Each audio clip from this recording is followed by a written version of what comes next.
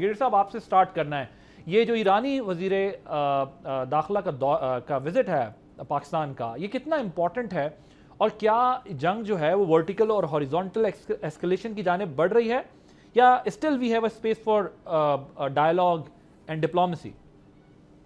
आदिल, ये दौरा बहुत इम्पोर्टेंट है। ऑनेस्टली आई फील कि this is the last hope and I am sure कि Pakistan, government of Pakistan and I would say Qatar, Saudi Arabia, Egypt और तुर्की ये आपस में कोलैबोरेट भी कर रहे हैं, बट मेन रोल पाकिस्तान और कतर का है। और आई एम श्योर वहाँ से इंटीरियर मिनिस्टर आए हैं, जो मैं imagine how important person is, और वो आके प्राइम मिनिस्टर से मिले हैं, हमारे इंटीरियर मिनिस्टर से मिले हैं, फिर फील्ड मार्शल आसिम मुनीर से मिले हैं। This speaks lot of thing. देन वो ज़ाहिर है कि इसमें मेन कंसर्न ये है कि it should be immediate cease fire for at least 10 days के लिए, और उसके साथ ही जो ही सीज फायर होती है साथ ही स्टेट ऑफ हॉर्मुज को खोल देना चाहिए, because the world has gone through catastrophic economic, energy and security, food security crisis, और उससे दुनिया ने जो सफ़र किया है, you know and I know and the whole world knows, and they can't afford to go for another 50-60 years war where it will really destroy the economy and energy and food security of all gulf states के, दुनिया के लिए, China के लिए, पाकिस्तान, हमारे जैसे मुल्कों के लिए, खलीजी वाली के तो जो कंप्लीट इनका अर्निंग सिस्टम है, ऑयल से, गैस से, ईरान का एवरीथिंग स्टॉप स्टैंड स्टिल हुआ है। तो इस कॉन्टेस्ट में ये बहुत ही ज़रूरी है, बहुत अच्छा स्टेप है। आई एम श्योर पाकिस्तान के फील्ड मार्शल से Asim Munir will not leave any even one stone turn जो रह जाए कि हम अपनी कोशिश न करें। It is for the whole world, it's not for Pakistan, it's not from the तो इफ इट डजंट वर्क, इसका मतलब ये है कि ये फिर ट्रबल है, बहुत बड़ी ट्रबल है। नहीं, अभी एक बात मैं बताऊं, देखें, the whole world doesn't want war, even America and Iran. The only country which want war is Israel. Israel चाहता है कि ईरान को बिल्कुल आप मिलिटरिटी वीक कर दें and then have a war, जो कि वो ईरान इस पर कभी भी तैयार नहीं होगा, और ये पाकिस्तान के हमारे वैसे इंटरेस्ट भी नहीं है रीजन के हिसाब से। तो इसलिए बड़ा मुश्किल है। ये अमेरिकन प्रेसिडेंट को बहुत बड़ा प्रेशर है दुनिया के ऊपर, better stop it, it's enough, you already destroyed the economy, और यहाँ इसको स्टॉप करें। सीरियस चैलेंज है।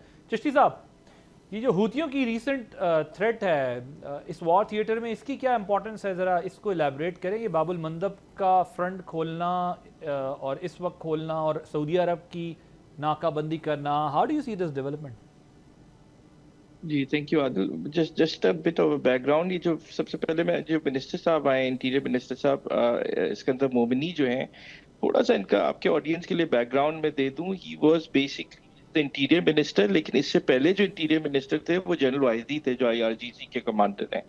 तो वो उन्हीं के बहुत क्लोज आदमी हैं, और he sort of a front man of course in Pakistan. तो इनकी इंपॉर्टेंस, जैसे ब्रिगेडियर साहब ने कहा, बहुत ज्यादा है। एज टू बाबुल मंदक, ऑफ कोर्स ये जो हुआ है ये पाकिस्तान के लिए भी एक नेशनल सिक्योरिटी रिस्क है, क्योंकि हम एक डिफेंस एग्रीमेंट में आ चुके हैं। It is a very serious threat, but इसे हमें देखना चाहिए दो पर्सपेक्टिव में। It has nothing to do with what is happening in Yemen जी, बट आपने देखा है कि सऊदी अरेबिया ने अभी एक सिक्योरिटी एग्रीमेंट किया इराक के साथ, और जो इराक के जो चीफ एग्जीक्यूटिव है जैदी साहब जो हैं, वो ऑफ कोर्स उनकी एक बहुत बड़े ऑफ कोर्स उनकी लाइन थोड़ी सी अलहदा हुई है। तो फिर सऊदी अरेबिया ने एक सीरिया और इराक का एग्रीमेंट कराया पाइपलाइन का, जो 2003 में खत्म हो चुकी थी। तो इसे जो है उसका एक रिएक्शन समझिए थ्रू हूतीज, और ऑफ कोर्स वो जो हूतीज का एक है कि हमारा जो जहाज है और रनवे पे जो है वो अटैक किया गया, और वो जो था वो यमनी गवर्नमेंट ने किया था। वो कहते हैं कि सऊदी गवर्नमेंट ने डिनाई किया है। तो हमारे लिए भी ऑफ कोर्स और सऊदीज के लिए भी एक catch-22 सिचुएशन है। इसे सीरियसली लेना चाहिए, बट इसका जो पर्सपेक्टिव है, ये जो ईरान की जो प्रॉक्सी वॉर्स हैं इन लबनान और सीरिया तक जारी थी, और ऑफ कोर्स आपको पता है सीरिया में एक बहुत बड़ा कॉन्वॉय पकड़ा गया, जिसकी वजह से बड़ा कंसर्न है, जो ईरानी असले का था ऑफ कोर्स। और ऑफ कोर्स उसके बाद जो ये जो इराक की सिचुएशन है, उसका आप ये फॉल आउट देख रहे हैं यमन में। अच्छा, अब जो है but at the same time do remember Saudi Arabia जो है वो पूरी कोशिश कर रहा है कि और ईरान की समिट हो सके, राइट। और सऊदी अरेबिया ने एक एक्सट्रीमली बहुत बड़ी स्ट्रैटेजिक पेशेंस अरबों ने तो दिखाई है, बहरीन और कुवैत ने जहाँ पे बहुत अटैक हुए, और आप देख रहे हैं कि बट सऊदी अरेबिया एक इनिशिएटिव लॉन्च करने जा रहा है जहाँ पे ईरान और जीसीसी एक कन्वर्जेंस हो, उसमें पाकिस्तान का बहुत बड़ा किरदार होगा, क्योंकि एक अंडरस्टैंडिंग है। देखिए अमेरिकन जहाँ भी आए हैं दे हैव अनफिनिश्ड, ये जो अनफिनिश्ड जॉब्स करके ये भाग जाते हैं और उसकी वजह से रीजन सफर करता है। हमने अफगानिस्तान में भी यही देखा था। तो अंडरस्टैंडिंग यही है कि अमेरिकन तो रहेंगे नेट सिक्योरिटी प्रोवाइडर जो बहरीन में किया है, बट दे आर द ये जो प्रॉब्लम इसका इन वॉल्यूम है, दैट 15% ट्रेड जो है वो बाबुल मंदब से होती है, और if they successfully stop it, so where are we heading? ये तो it would be a disaster for this region as well, क्योंकि या गो अहेड। ये आदर ये डिस्ट्रप्शंस होंगी अगर कोई ये समझता है कि ऑफ कोर्स के वो बिल्कुल रोक देंगे। ये डिस्ट्रप्टर, ये जो नई जो वॉर है, स्मैटिक वॉर, जो ऑफ कोर्स ब्रिगेडियर साहब ज्यादा बेहतर बता पाएंगे कि वॉर ऑफ डिस्ट्रप्शन के छोटा मुल्क जो है वो ड्रोन्स यूज कर रहा है या मिसाइल से अपनी डिटरेंस या ऑफ कोर्स फॉरवर्ड डिटरेंस कर रहा है, और वॉर ऑफ डिस्ट्रप्शन जो है ये ऑफ कोर्स एक नई चीज है। अब होता क्या है कि ऑफ कोर्स अगर हुतीज ने एसिमेट्रिक वॉर, ठीक है आप बात ठीक कह रहे हैं, लेकिन अब इशू तो ये आ चुका है ना कि इसकी सिग्निफिकेंस और इम्पोर्टेंस बहुत बढ़ चुकी है। जब हमने स्ट्रेट ऑफ हॉर्मुज़ की खबरें शुरू में आना शुरू हुई कि जी ब्लॉकेड हो गया है, आपने देखा कि मर्स या जो बड़ी बड़ी कंपनीज थी शिपिंग की, उनकी इंश्योरेंस पॉलिसी कहाँ गई, किस तरीके से उन्होंने फिर ट्रीट किया इस सारे मसले को कि अब हम किस तरह यहाँ से गुजरेंगे, और आज तक जो चल रहा है अभी बीन मोर देन 7-8 मंथ्स।